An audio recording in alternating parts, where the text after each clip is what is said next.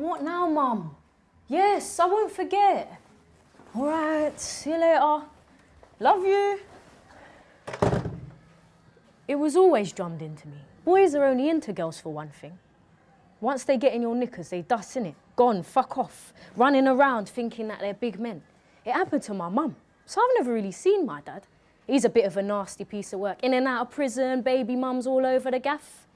His dad was the same too. So you kind of get it, something in the genes of Jamaican men. Mama had me when she was 16, so you think I should have known better. She struggled to raise me, yeah, so my nan, bless her, did most of it. It's bare strain. Come on, man.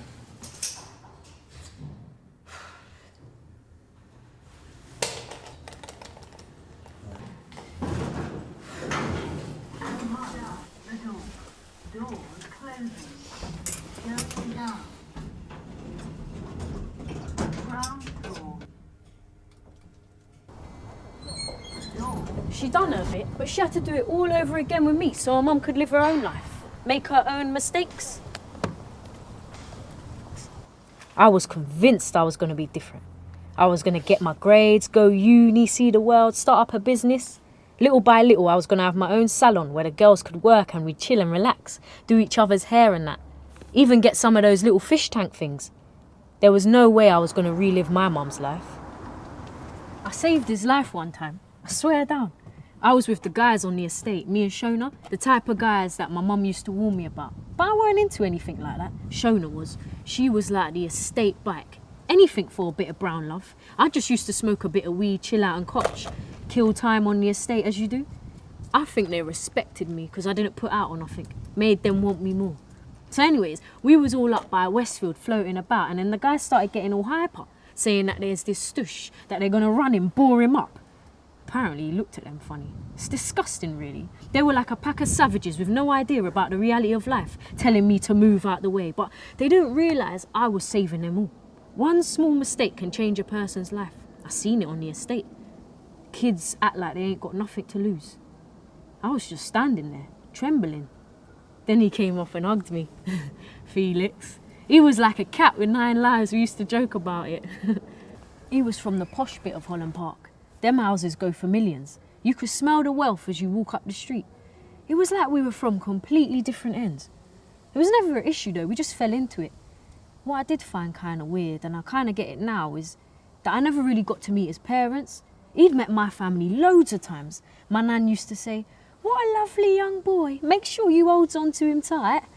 See, his parents, they were never around. They worked these serious long hours. So he had a nanny.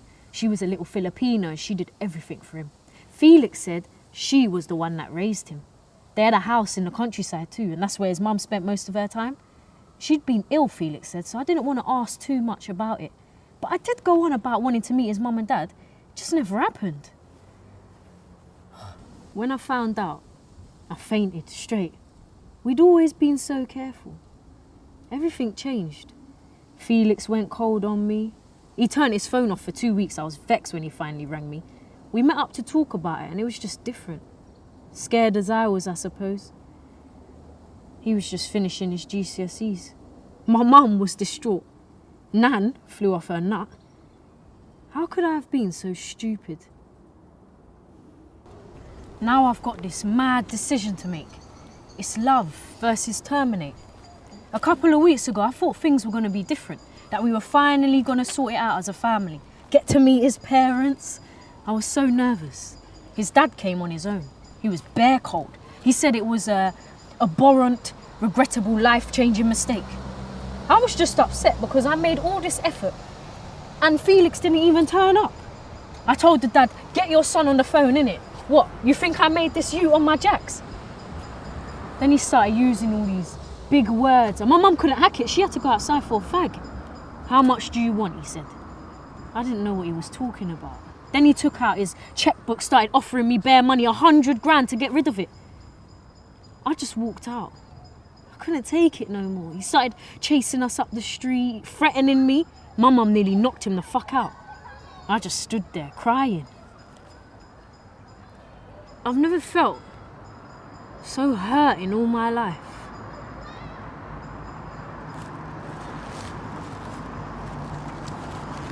Not gonna lie, that money could change my life. Not just mine, but my family's too. I've got a week to decide what I want to do. Sometimes I can feel it wriggling inside me like a little worm. I saw this thing on Facebook on my friend's mum's page. It said, born into this world asleep, 4 years gone, but still remembered. Am I going to spend the next how many years celebrating my dead baby's death? This kid can make someone's life so happy. I could keep it, or struggle like we always struggle. Or I can get rid, take the money and run. What would you do?